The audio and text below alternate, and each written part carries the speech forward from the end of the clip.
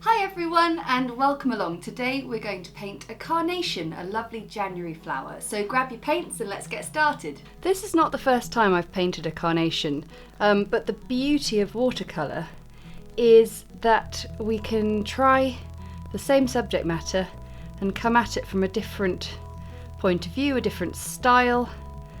And so today what I'm going to do is I've got my large brushes out, I've got my large pointed round size 12, and I've got my flathead one stroke one wash brush. And what we're going to do is we're going to begin by placing in a really nice delicate wash. So I've got permanent rose and yellow ochre mixed up, and they make the most beautiful blush colour. Now you can probably barely see this. What I'm doing is I'm just painting in some diagonal strokes on the page and with that very dilute blush, and then I'm just going to whack in a stroke of the yellow ochre. And the only other thing I might get a slightly smaller brush, size 8, and get a little bit of the pink, and maybe just do a little splatter here and there. I'm keen this year to really find the joy in watercolour. Not that I've lost it, gosh, it just keeps growing, but I just want to find more ways to show what an amazing medium it is. And that can often mean just sort of thinking outside the box and trying something a bit different. So this wash, very, very delicate and pale, but it's going to be the lovely little backdrop, a little context and setting for our carnation. The paper I'm using, by the way, that's 5 inches by, I'm just trying to remember, sorry, 5 inches by 7. And it's, yeah, just a sort of, it's roughly A5 as well, but just a rectangular shape. And I will let you know the size of the flower that I paint. But we've got to let this dry 100% first, and then we can get drawing our carnation. That's dried completely, so now it's time to draw in our flower. So I'm going to do a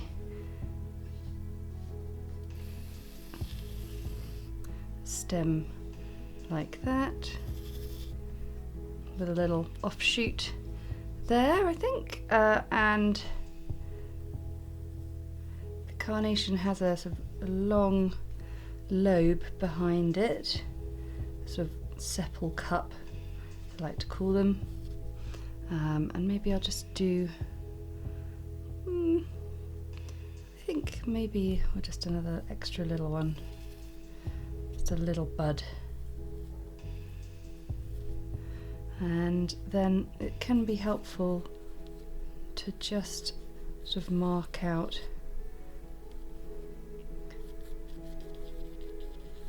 where the flower is, so a sort of oval saucer and then a more central higher cup shape. It's a cup and saucer, isn't it, basically? And then we'll do central oval and just a slightly smaller saucer shape there. Now what I want to do, I'm going to get rid of my large brushes and bring in some smaller shapes. So we've got size 2 and then 4/10. Oh, got a few small ones and a 2/10.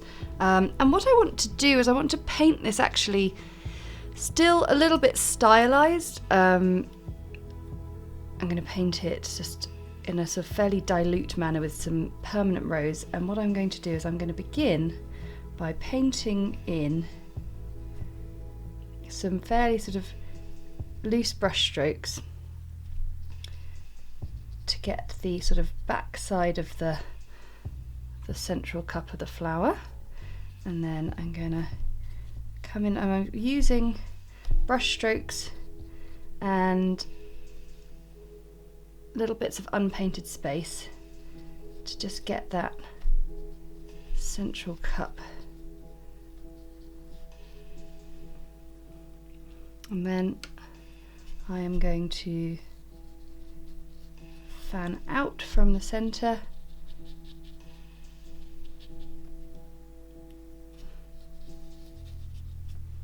and it's all quite loose at the moment, and the size 2 brush is really working hard. It's getting right out there, and we might just see a little bit behind it. And then maybe sometimes you want to just sort of bring in an extra little petal to curl down something underneath there. That's looking nice. And then we'll do the smaller one here, same kind of approach. We'll start in the middle with a few brush strokes. A lot of this seems a bit abstract and a bit scary at first, but use those oval structures, those pencil guidelines, to just help you imagine you're drawing that sort of inner circle of petals that are still a bit more tightly cupped, and then from there then the ones that can sort of unfurl a bit more.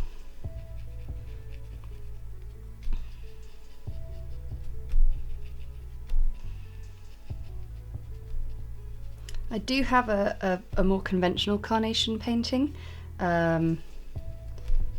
in the flowers and foliage playlist, so do check that out if you want to do something as well as this that's a little bit more conventional in terms of the botanical style. I'm also just going to take a little bit stronger colour and just place it in the middle there, because I think that's rather nice.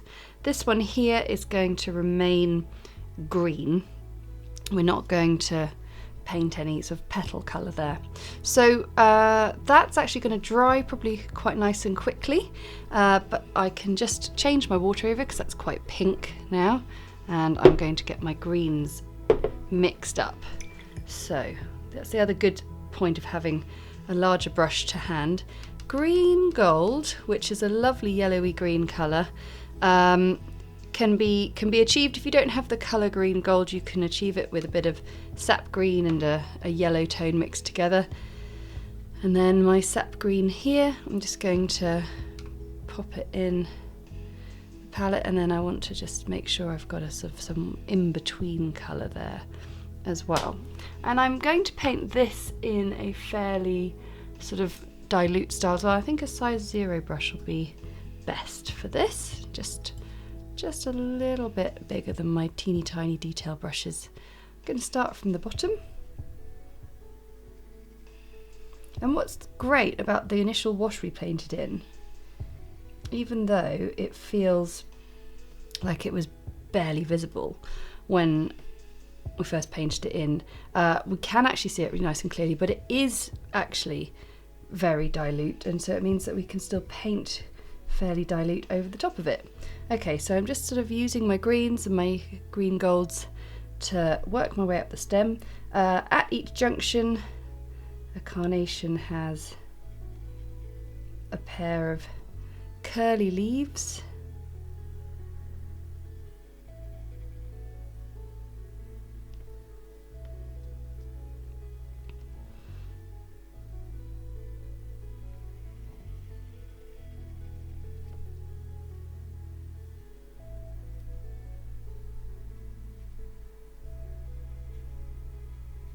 At this point, I'm just going to place in that there. I'm going to get up to the base.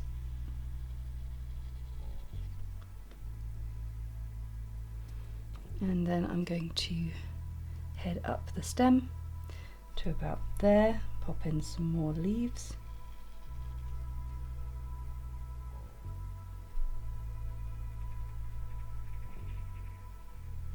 So I'm just creating the sort of bulbous junction, and then the leaf just by using the fine tip of the brush and then squashing it down into the belly of the brush to really make the most of the pointed round capabilities. And then I quite like the idea of a little bit of a line of unpainted space, and you can just add that in.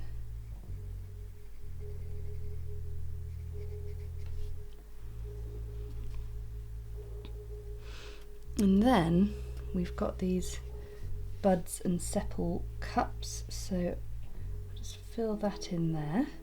Probably all feels a bit sort of fat and clunky at the moment, but it's going to be worked through. just keep your colours fairly dilute. And little bits of unpainted space, just add a lightness there. Okay, so we do need that to all dry fully now, and then we can come back in and do the lovely detail that's going to give this just a slightly vintagey feel.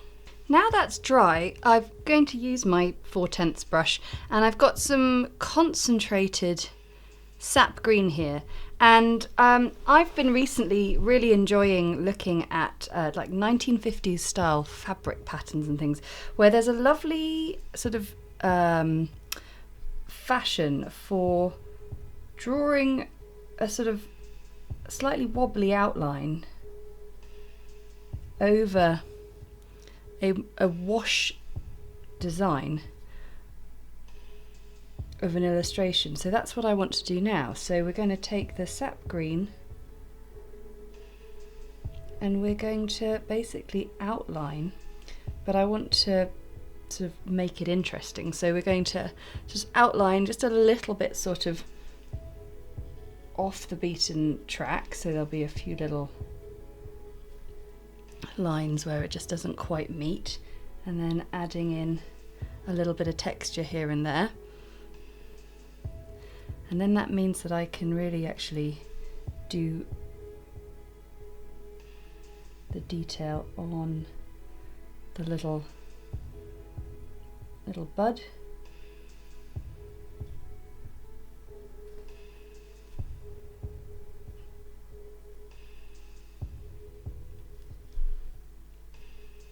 And this is what I like about watercolour and about having this platform, this channel, is I'm always learning, and I love to be able to recount things that I come across when I'm doing research, and also how you can find inspiration just about anywhere.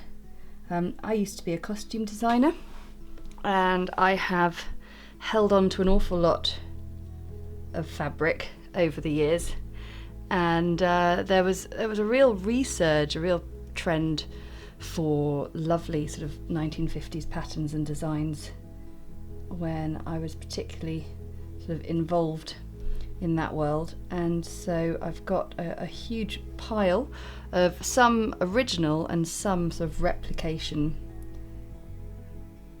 fabric designs with a lot of illustrations like this. You could always use the rigger brush as well if you wanted to create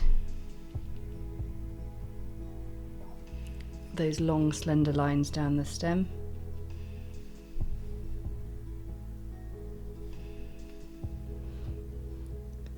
But for now the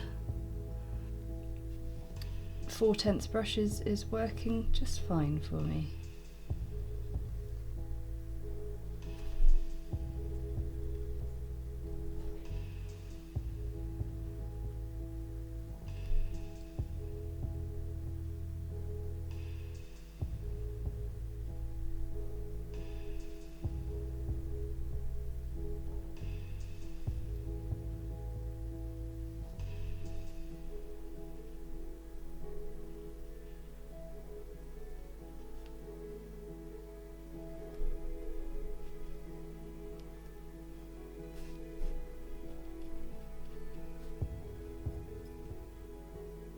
So I'm just going to go right up to the top, and then we're going to have a look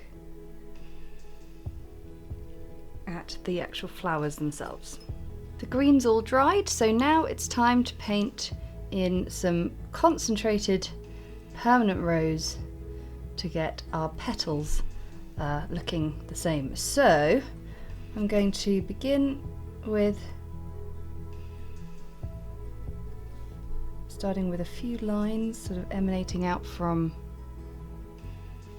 the sort of base there, and then I'm going to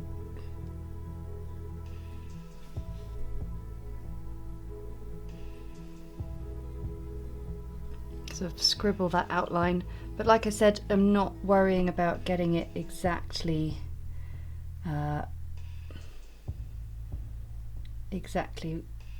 matching up. The whole style of this kind of painting is to give it a little bit of leeway. You might want, whilst you're doing those ones, to actually place in one of your petals above as well.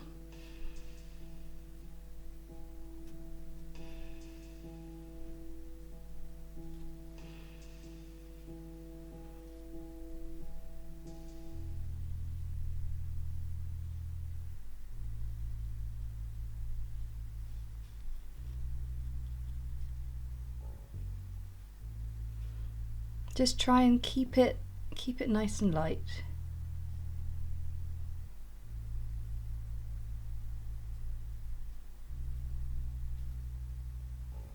When I say keep it nice and light, I mean as in don't go sort of too heavily with the brush, and just sort of allow these little squiggles to have a bit of character rather than sort of precise outlining. And then in the middle here, I'm just going to add in a few extra squiggles to create the sense of more petals.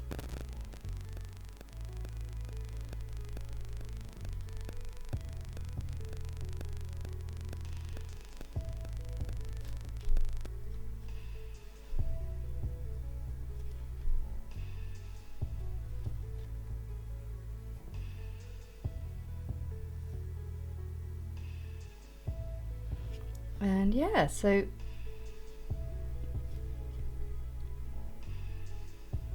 this style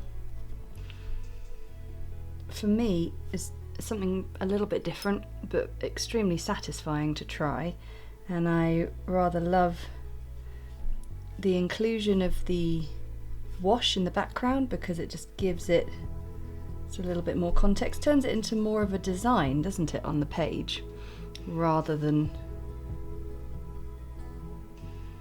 just another flower floating in midair.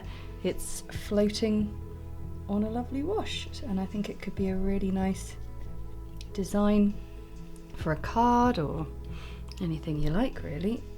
So just a few more scribbles, and I think that's looking lovely. So we'll do this to the littler one as well.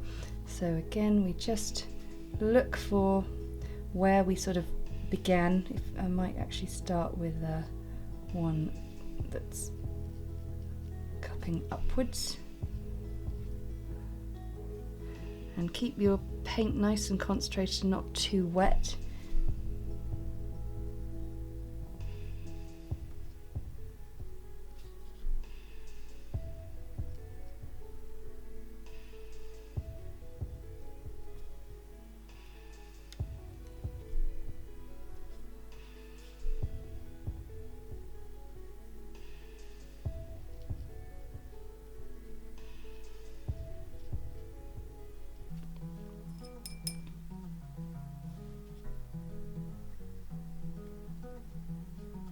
I think a carnation is a good one to try for this kind of style because it actually does have, some of the species of carnation do almost have stripy lines and outlines, just like this. So it kind of is art imitating life.